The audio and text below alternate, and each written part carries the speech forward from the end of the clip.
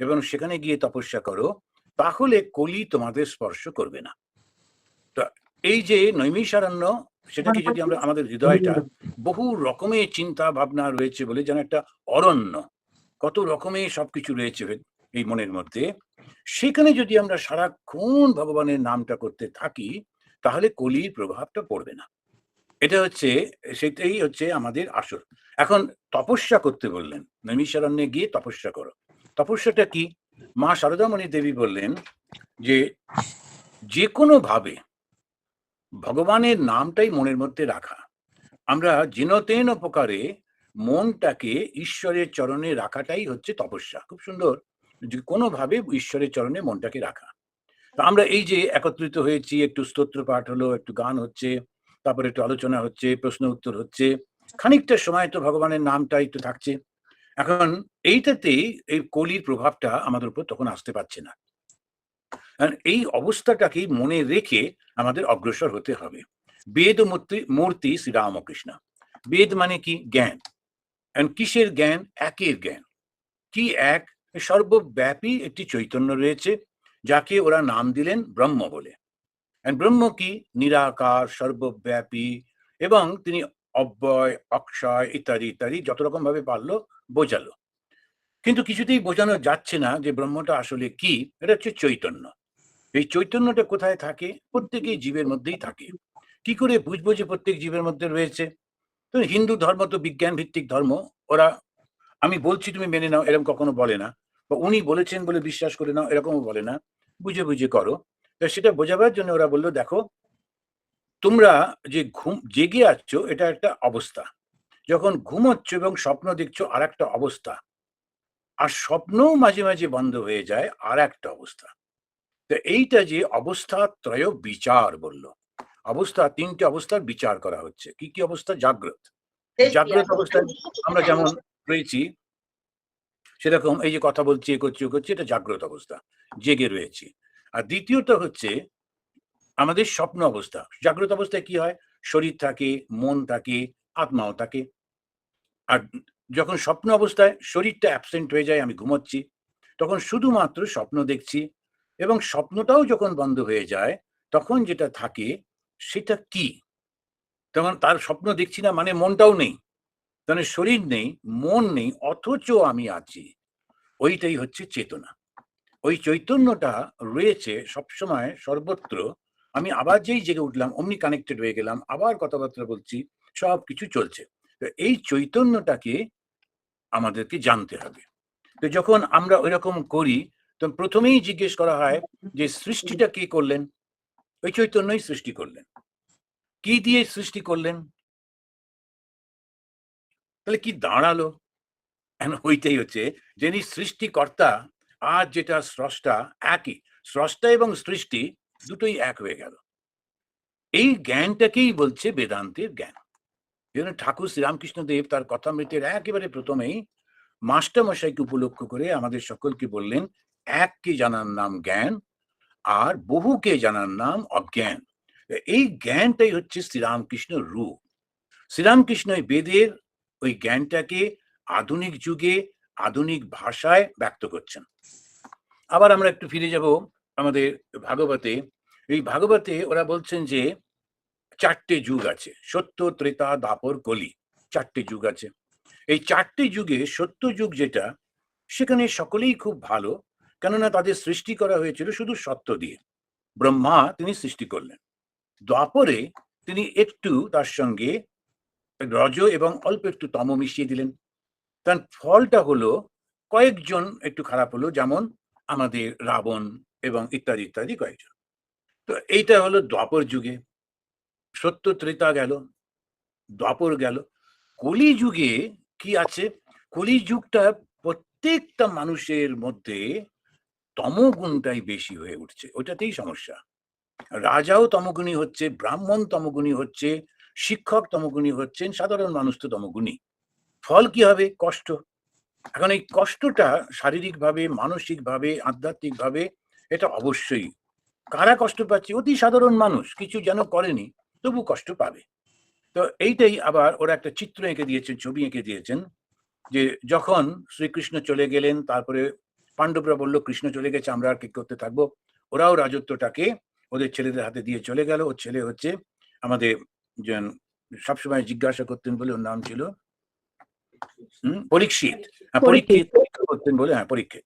তো সেই পরীক্ষিত তিনি একটা গোলমাল করে ফেললেন। প্রথমে তিনি রাজত্ব দেখতে বেরোলেন, বেরিয়ে ঘুরতে ঘুরতে তিনি দেখছেন একটা জায়গায় রাজাদের মতো খুব সুন্দর অ্যারিস্টোক্রেটিক একটা পোশাক পরা লোক একটা গরুকে মারছে কোনো কারণ ছাড়াই। তখন উনি বললেন যে এটা আবার কি হচ্ছে, তুমি তো মনে হচ্ছে তুমি ভালো একটা পরিবারের। তখন ও বললো যে আমি হচ্ছি কলি, আর এটাই আমার স্বভাব, অন্যকে কষ্ট দিলে আমার আনন্দ হয়। এই হচ্ছে ইন্ট্রোডাকশন অফ দ্য কলি। অ্যান্ড কলি দেখতে তো মনে হবে যেন অ্যারিস্টোক্রেটিক, কিন্তু ভীষণ নিষ্ঠুর প্রকৃতির, ওটাতেই ওর আনন্দ। এখন কলিটাকে আটকানো যাবে না, সিস্টেমের মধ্যে রয়েছে। এবার কলির মধ্যে যারা বাস করছে তারা কি করবে? ভগবান স্বয়ং তিনি রূপ ধারণ করে এলেন শ্রীরামকৃষ্ণ রূপে। এবারে কিন্তু তিনি আর আমাদের যেমন শ্রীরামচন্দ্র ক্ষত্রিয় বংশে জন্মালেন, শ্রীকৃষ্ণ ক্ষত্রিয় বংশে জন্মালেন এবং শক্তি দিয়ে যুদ্ধ করলেন, অস্ত্রশস্ত্র নিয়ে যুদ্ধ করলেন এবং শত্রুকে তিনি হত্যা করছেন ইত্যাদি। কিন্তু কলিযুগে যদি লক্ষ্য করি, সেটা কিন্তু উনি করছেন না। ব্রাহ্মণ বংশে জন্মালেন। কেন না? ব্রাহ্মণদের মধ্যে অশিক্ষা প্রবেশ করেছে, ঈর্ষা প্রবেশ করেছে, হিংসা প্রবেশ করেছে। তো ওই যে আমরা দেখলাম কলির ইন্ট্রোডাকশন, তার মধ্যে দুটো ঘটনা পরে পরেই ঘটছে। একটা হচ্ছে রাজা ওই পরীক্ষিত, এত ভালো রাজা, কৃষ্ণ ওকে রক্ষা করেছিলেন জন্মের আগেই। সেই পরীক্ষিত ধৈর্যহারা হয়ে গেলেন, কারণ তিনি যখন শিকার করে ফিরছেন তখন খিদে পেয়েছে, তৃষ্ণা পেয়েছে। এক ব্রাহ্মণকে দেখলেন বসে বসে ধ্যান করছে, খুব রাগ হলো, বললেন আমাকে একটু জল দিতে পারলে না? তখন একটা মরা সাপ ছিল, সেটাকে তুলে ওর গলায় দিয়ে চলে এলেন রেগে রেগে। রাজা তিনি যখন ব্রাহ্মণকে অপমান করলেন, জ্ঞানকে অপমান করলেন, তখনই ওই কলির প্রবেশ হলো। সঙ্গে সঙ্গে তার মধ্যে কলির প্রবেশ হলো। ব্রাহ্মণ ঠিকই ছিলেন, কিন্তু ব্রাহ্মণের ছেলে, তার নাম শৃঙ্গী, সে খেলা করছিল বন্ধুদের সঙ্গে। সে যখন জানতে পারলো তার বাবাকে রাজা পরীক্ষিত অপমান করেছে, ও বাবার কাছে না এসে ওখানে দাঁড়িয়ে বলল, এই সব রাজাগুলো মনে করেছে কৃষ্ণ চলে যাবার পর আর বোধহয় ধর্ম নেই, আমি এখানে দাঁড়িয়ে দেখিয়ে দেব ব্রাহ্মণের শক্তি কতখানি, বলে ও অভিশাপ দিল রাজাকে। দিয়ে বাবার কাছে এলো। বাবা যখন শুনলেন সবকিছু, বললেন তোমরা দুজনেই খুব ভুল করেছো, রাজাও ভুল করেছে, তুমিও করলে। ব্রাহ্মণের এত তাড়াতাড়ি রেগে যাবার কথা নয়, বিচার ব্রাহ্মণত্ব নষ্ট করে দিলে, আর উনি ক্ষত্রিয়র ভাবটাও নষ্ট করলেন। তো এই হলো ব্যাকগ্রাউন্ডটা। এরপরে কলি যুগ যখন শুরু হলো প্রবল আকারে, তখন ভগবান ব্রাহ্মণ বংশে জন্মে আমাদের ওই বেদের জ্ঞানটাকে ফিরিয়ে আনছেন। বেদে দুরকম জ্ঞান আছে, একটা হচ্ছে কর্মকাণ্ড আর একটা জ্ঞানকাণ্ড। আমরা যদি রামচন্দ্রের যুগে দেখি কর্মকাণ্ড, অর্থাৎ ত্রেতা যুগে কর্মকাণ্ড। কেন? ওর বাবার ছেলে ছিল না, মেয়ে ছিল, ছেলে ছিল না। তো তখন তিনি রাজা দশরথ যজ্ঞ করেছিলেন, যজ্ঞের মাধ্যমে প্রার্থনা করে তিনি সন্তান লাভ করেছিলেন, অর্থাৎ কর্মকাণ্ড। আর খুব কর্মকাণ্ডী কিছু কিছু খুব অত্যন্ত ওই ব্যাপারে পারফেক্ট সমস্ত ঋষিরা ছিলেন, যারা জানতেন কেমন করে ওটা করতে হয় এবং তার ফলটা। এটা হচ্ছে যেমন আমাদের আজকালকার সায়েন্সে ওরা কতগুলো জিনিসপত্র নিয়ে গিয়ে একটা জায়গায় রাখলো, রেখে এইটা লাগালো ওইটা লাগালো, সঙ্গে সঙ্গে আকাশ থেকে ওদের সঙ্গে কানেকশন হয়ে গেল এবং ওরা ওখানে বসে বসে সারা পৃথিবীর সঙ্গে কথা বলছে, ছবি আদান প্রদান করছে। এটা যেমন একটা ম্যাজিকের মতো আজকাল আমরা যে কোনো জায়গাতে আমাদের মোবাইল ফোন নিয়ে যাচ্ছি, সবকিছু হচ্ছে কি করে? একটা প্রকৃতির মধ্যে যে শক্তি, সেইটাকে কাজে লাগিয়ে আমরা ওটাকে ব্যবহার করছি। ঠিক সেইভাবে ওরা মন্ত্র শক্তির মাধ্যমে কাজে লাগিয়ে এরকম করতেন, যদি অবিশ্বাস করার কোনো কারণ নেই। তো ওই যখন করলেন, প্রার্থনা করলেন, মন্ত্র পাঠ করলেন, তখন তারা একটু ক্ষীর পেলেন, সেই ক্ষীরটা খেয়ে ইত্যাদি রামচন্দ্র ইত্যাদি সবার জন্ম হলো। তাহলে আমরা দেখলাম কর্মকাণ্ড। দ্বিতীয়, এবার যখন দেখছি যুদ্ধ করার আগে, যুদ্ধ করার পরে ওরা অশ্বমেধ যজ্ঞ করছেন, অর্থাৎ কর্মকাণ্ড। তা বেদের জ্ঞান কাণ্ডটা সেটা ছিল শুধুমাত্র ঋষিদের কাছে, আর সেইটা সাধারণ মানুষ জানতো না। তো তারা যেটা করতো সেটা হচ্ছে ওই কর্মকাণ্ডটা করতো। ভগবান শ্রীরামকৃষ্ণদেব তিনি যখন এলেন, তিনি পুজো করলেন। কর্মকাণ্ড এবং পুজোতে যজ্ঞ করছেন, হোম করছেন, মা কালীকে ডাকছেন এবং তার মধ্যে প্রাণ প্রতিষ্ঠা করছেন। যেই প্রাণ প্রতিষ্ঠিত হলো ওই মূর্তিটার মধ্যে, তখন কি দেখলেন নিজেই বর্ণনা করছেন, আমি দেখলাম এই যে মা কালী, এই মন্দির, এই আকাশ, এই বাতাস, এই কোষাকুষি, ওই দূরে যে বেড়ালটা, রতির মা, সব চৈতন্যে জড়ে রয়েছে। তো কর্মকাণ্ড থেকে এবারে জ্ঞানী প্রবেশ করছেন। কর্মের মধ্যে দিয়ে ফল পাওয়া যায়, কিন্তু এই কর্ম থেকে এবার আমরা শিফট করছি জ্ঞানের মধ্যে। কেন? কলিযুগে জ্ঞানই শক্তি।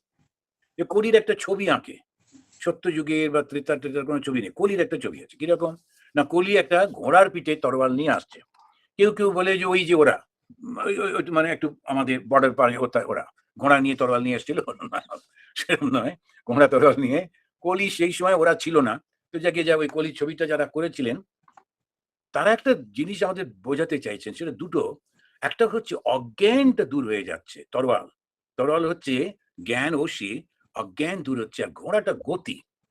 আগেকার দিনে আমরা চিঠি লিখে পোস্ট অফিসে গিয়ে দেওয়া হতো, পোস্টমাস্টার সেটাকে ৩ দিন নিজের কাছে রেখে জল দিয়ে খুলে পড়ে নিয়ে তারপরে ওটা পাঠাতেন, পাঠিয়ে টাঠিয়ে আছে বেশ। সেইটা ৬ মাস পরে উত্তর আসতো ইত্যাদি। তাতে আমরা কি খুশি, উত্তর এসেছে। তো তারপরে আবার সিনেমাতে গান হতো, চিঠি আই বলে একটু করে হলো। তো আছে বেশ। এখন চিঠিতে এবারে তো চিঠি সঙ্গে, সঙ্গে টেক্সট করছে। আর ১ মিনিট পরে ফোন করে বলল, "আমি টেক্সট পাঠিয়েছি, পড়েছেন?" আরে দাঁড়াও, টেক্সটটা এসে পৌঁছলো কিনা দেখি। এখন হচ্ছে গতি। কলিযুগের বৈশিষ্ট্য হচ্ছে গতি। সেজন্যই ঘোড়াটা হচ্ছে, এটা আমার ব্যাখ্যা। এটা আমি কোথাও পড়িনি। এটা আমার ব্যাখ্যা। কলিযুগ মানে হচ্ছে গতি। আর কলি মানেই হচ্ছে জ্ঞান। ওই জ্ঞানটা, সেটা অজ্ঞানটাকে দূর করে দিচ্ছে। ভগবান শ্রীরামকৃষ্ণ তিনি অসাধারণ এই জিনিসটাকে তার মধ্যে দেখছি। তা তিনি গতিটার সঙ্গে কিভাবে মানাচ্ছেন। জন্মালেন একটা গ্রামের মধ্যে, কার কাছে? যিনি সত্যবাদী। তা সত্য যুগের সিম্বলটা কি? সত্য। বেদের জ্ঞানের সিম্বলটা কি? সত্য। তো ভগবান কার কাছে সন্তান হয়ে এলেন? যিনি সত্যবাদী। আর সত্যের জন্যে যিনি সব ত্যাগ করতে রাজি। আমরা ভগবান শ্রীরামকৃষ্ণ দেবের বাবা ক্ষুদিরাম চট্টোপাধ্যায়ের কথা বলছি। একটা মিথ্যে কথা বললেই হয়ে যেত, কিন্তু উনি সেটা করলেন না। শুধু উনি না, এবার তার সঙ্গে, সঙ্গে তার স্ত্রী। আপনারা অনেকেই হয়তো জানেন যে দেড়ে গ্রামে ওদের যে বাড়িটা ছিল, অনেকগুলো ধানি জমি ছিল। তারপরে কয়েকটা ২টো ৩টে গোলা ছিল। তার মানে প্রচুর, প্রচুর ধান হতো। ৩টে পুকুর ছিল, গরু ছিল। একটা গ্রামের মানুষের আর কি দরকার? যথেষ্ট পয়সা ছিল। কিন্তু তথাপি ওকে বলল, "তুমি চলে যাও।" আচ্ছা, ওনার স্ত্রী যদি বলতেন, "সারা দুনিয়া মিথ্যে কথা বলে, আর তুমি একটা মিথ্যে কথা বললে কি আকাশ মাথায় ভেঙে পড়বে? এই ভরভরন্ত সংসার ত্যাগ করে আমি বাচ্চাদের নিয়ে রাস্তায় নামবো ওই তোমার ওই পাগলামিতে?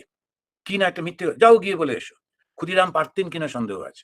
কিন্তু ক্ষুদিরামের সঙ্গে তার স্ত্রী, তিনি সঙ্গে, সঙ্গে বললেন, "না, মিথ্যে কথা, ঠিক করেছো, কোনো অসুবিধা নেই।" চলো, এই হচ্ছে, আমরা আরেকটা জিনিস খেয়াল করতে হবে। এই হচ্ছে পতিব্রতা। এরা কিন্তু ব্রহ্মবাদিনী না, এরা সন্ন্যাসিনী না, এরা ধ্যান করছেন না বা জ্ঞান আহরণ করছেন না সেই এদের মতো করে, গার্গী টার্গির মতো। এরা স্বামীর সঙ্গে থাকছেন এবং স্বামীর ভালো কাজে সাহায্য করছেন। আমি তোমার সঙ্গে আছি। এবার স্বামী, তিনি এবার ভেবে দেখুন, আমরা তো এখন গল্পই পড়ছি। একটা লোক তার সংসারে বাচ্চা-টাচ্চা হাত-টাত ধরে বেরোলো, কাপড় জামা পর্যন্ত নিতে পারছে না। শুধু তাদের যে ঠাকুর ছিল, সেই তাকে নিয়ে, তিনি রামচন্দ্র, তাকে নিয়ে রঘুবীর নিয়ে বেরোচ্ছেন, সঙ্গে একটা শিবও ছিল। তো শিব চাইল না যে যাবো। তো শিব হাত থেকে পড়ে ওইখানেই মাটির মধ্যে চলে গেলেন। পরে ওখানে একটা পরে ওরা মন্দির করেছে। তো শিব আসতে চাইলেন না, কিন্তু রামচন্দ্র সঙ্গে করে এলেন। ছোট্ট রামলালা, তারা হচ্ছে রঘুবীর, তিনি আসছেন। এবারে যেই পরের গ্রামটাতে এসে পৌঁছেছেন, সেই গ্রামের জমিদার এসে দাঁড়িয়ে আছেন রাস্তায়, যে, "শুনেছি আপনি ওই গ্রাম ছেড়ে চলে যাচ্ছেন, আমার গ্রামে থাকুন।" একজন সে তাড়িয়ে দিচ্ছে, আরেকজন এগিয়ে আসছে। এসে কি বলছেন? যারা ব্রাহ্মণ, সত্যিকারের ব্রাহ্মণ, সৎ ব্যক্তি, তারা যদি গ্রামে থাকে, গ্রামের মঙ্গল হয়। ঠিক, ঠিক ভেবেছিল। সেজন্য দেড়ে গ্রামের কিছু হলো না। কিন্তু কামারপুকুর আজকে পৃথিবী বিখ্যাত। সমস্ত লোক কামারপুকুরে যাবার জন্যে ব্যস্ত। এখন ওই যে একজনকে তিনি রাখলেন, আমরা দেখছি সত্যটাকে ধরে থাকতে হবে। তো বেদের যে শিক্ষা, সেটা হচ্ছে সত্য। সত্যকে অবলম্বন করো। ভগবান শ্রীরামকৃষ্ণ দেব তিনি ওই সত্য নিয়ে এলেন, এবং শুধু তাই না, তিনি বললেন যে সত্যকে ধরে আছে সে ভগবানের কোলে শুয়ে আছে। আর এই সত্যকে ধরে থাকতে গেলে যে চ্যালেঞ্জ, সেইটা কি ভয়ঙ্কর চ্যালেঞ্জ! অতটা সাহস কি আমাদের হবে? ওইটা দেখতে হবে। আমাদের সব সময় আমাদের এই বর্তমান যুগে, এই কলি যুগে মিথ্যাটা এমনভাবে অ্যাকসেপ্টেড হয়ে গিয়েছে, লোকে ওটাকে মিথ্যা মনে করে না, মনে করে ওটা হচ্ছে স্মার্টনেস। কিরাম কায়দা করে করে দিল। আমি একবার মনে পড়ছে, আমাদের জায়গাটার নাম বলবো না, ওখানকার একজন টিচার, দুজন টিচার। তো তারা চা খাচ্ছি, তো ওরা এসে বসলেন। তো তারা এসে খুব গর্ব করে বলছেন যে, "মহারাজ জানেন কালকে কি কাণ্ড হলো? তো এখান থেকে তো উঠলাম ট্রেনে, টিকিট কাটিনি। ভাবলাম যে আর দরকার নেই। যখন ওখানে গিয়ে পৌঁছেছি আ আ যে হাওড়াতে, দেখছি স্পেশাল চেকিং। তো স্পেশাল চেকিং ওরা ধরলো। তো আমাদের ৩ জন না ৪ জন টিকিট নেই। তো আমাদের কাছে নিয়ে গেল। যখন ওখানে আমাদেরকে নিয়ে গেল ওই রেলওয়ে পুলিশের কাছে, তখন আমরা বললাম যে, "আমরা আসলে তাড়াহুড়োতে ট্রেনে উঠেছি। আমরা রামকৃষ্ণ মিশন।" যখন জিজ্ঞেস করলাম, "আপনারা কি করেন?" "রামকৃষ্ণ মিশনের শিক্ষক।" আপনি জানেন কি হলো? সেই অফিসার চেয়ার ছেড়ে দাঁড়িয়ে উঠে হাত জোড় করে বললেন, "রামকৃষ্ণ মিশনের শিক্ষক? আরে এরা জগৎকে শিক্ষা দেন, জগৎকে আলো দেন। এরা নিশ্চয়ই সত্যি কথা বলছেন। টিকিট কাটতে ভুলে গেছেন।" তাই ওই যে স্টেশন ছিল, কয়েকটা ৫-৬ টা স্টেশন আগে, সেখান থেকেই টিকিট। উনি নিজে পকেট থেকে টাকা দিয়ে বলছেন, "না, না, আজকে আমি সেবা করব। আপনাদের টিকিটের দাম আমি দিয়ে দেব।" তো ওরা দিল্লি থেকে কাটার কথা ছিল, কারণ ট্রেনটা দিল্লি থেকে আসছে। ওরা মাঝখানে উঠেছিল ওই ৫-৬ টা স্টেশন আগে। তো উনি সেই অফিসে দিয়ে দিলেন। টিচার গর্ব করে বলছে, "কিরকম ঠকালাম ভেবে দেখুন।" লোকটা ধরতেই পারল না। আমার খুব ইচ্ছা করছিল ওই গরম চাটা ওর মাথাতে ঢেলে দিতে। কেননা ওটা ওর এমন অল্প বুদ্ধি, ও বুঝতেই পারল না। এ হচ্ছে কলি। টিচার, একটা ঘটনা ঘটলো, ঠাকুরের নামটা নেওয়ার সঙ্গে, সঙ্গে এত সম্মান পেল। কিন্তু বুঝতে পারল না, ও মনে করল চালাকি করল। এটা হচ্ছে কলির প্রভাব। ও অশিক্ষিত লোক না, গ্রামের লোক না, মূর্খ না, শিক্ষিত লোক। আবার সায়েন্স টিচার। এই হচ্ছে বুদ্ধি। কলি বুদ্ধিটাকে বিভ্রম করে দেয়। তাহলে কি করতে হবে? তখন ভগবান শ্রীরামকৃষ্ণদেব বলছেন, ধরে থাকতে হবে বিশ্বাস করে। তাই তিনি একটা অদ্ভুত ধরনের প্রতিজ্ঞা করলেন। ভগবানকে দেখা যায়, তার সঙ্গে কথা বলা যায়। মায়েরই বলছি। এই যে বাংলায় যখন মায়েরই বলে, মায়ের নামে প্রতিজ্ঞা করছি। তো আমরা মাকে খুব ভালোবাসি। মায়ের নামে কখনো মিথ্যা বলি না। তখন বলছি মায়েরই বলছি। এই যে মায়েরই বলে ভগবানকে দেখা যায় কেন? ওই বিশ্বাসটা। তো কলিযুগে আমাদের বিশ্বাস নেই বলে তিনি আবার সেই বিশ্বাসটাকে ফিরিয়ে আনলেন, যে বিশ্বাসটা হচ্ছে বেদের ভিত্তি। ওই বিশ্বাসের উপরে বেস করে তারা এগিয়ে যাচ্ছে, গিয়ে যুক্তি, এবং যুক্তির পরে অনুভূতি। বিশ্বাস, যুক্তি, অনুভূতি। এই যে ৩ টে স্টেপে। তো শুরুর সময় আমাকে বিশ্বাস করতেই হবে। যেমন আমরা অঙ্ক শেখার সময় আমরা একটা বিশ্বাস করি। এত ইস্টু এত মানে এত। এটা বিশ্বাস করে তারপরে আমরা অঙ্কটা কষে আমরা রিয়ালাইজেশন এ পৌঁছাই। তো বিশ্বাসের পর যুক্তি, যুক্তির পর অনুভূতি। এইটা হচ্ছে বেদের জ্ঞানকাণ্ড। তো এই জ্ঞানকাণ্ডটা ভগবান শ্রীরামকৃষ্ণ আমাদেরকে প্র্যাকটিক্যাল করে সামনে দিলেন। বেদান্তটাকে তিনি দিচ্ছেন। কিরকম ভাবে দিচ্ছেন? নিজে অনুভব করলেন যে এই জগৎটা চৈতন্যের জোরে রয়েছে। আবার তারপরে সেইটা নিজে ডেমনস্ট্রেট করছেন। একটা মাঝি আরেকটা মাঝিকে গঙ্গার উপরে নৌকোতে ঝগড়া করতে, করতে তাকে মেরেছে পিঠে। ভগবান শ্রীরামকৃষ্ণদেব দক্ষিণেশ্বরে ঘাটে বসে আছেন। তার পিঠে দাগ পড়ে গেল। সত্যি, সত্যি প্রত্যেকটা আমাদের জগতে সবাই আমরা একে অন্যের সঙ্গে যুক্ত হয়ে রয়েছি। তো এই জ্ঞানটা, এই বেদের জ্ঞানটা তিনি অসাধারণভাবে তার শিষ্যদের দিচ্ছেন। ট্র্যাডিশনালি যেটা হতো, সব যে যার গিয়ে ধ্যানে বসতো, সে ধ্যান করত ইত্যাদি। খুব বিখ্যাত আমাদের আ ত্রি আ তুরীয়ানন্দজি মহারাজ। তা তিনি একবার দুবার ঠাকুরের কাছে এসে আর আসছেন না। তো ঠাকুর খোঁজ করছেন, "কি হলো? ও আর আসে না কেন?" তখন ওর বন্ধুরা বলল, "না, ও বেদান্ত পড়ছে।" তখন শ্রীরামকৃষ্ণ বললেন, "তোর বেদান্তে কি আছে? ব্রহ্ম সত্য, জগৎ মিথ্যা।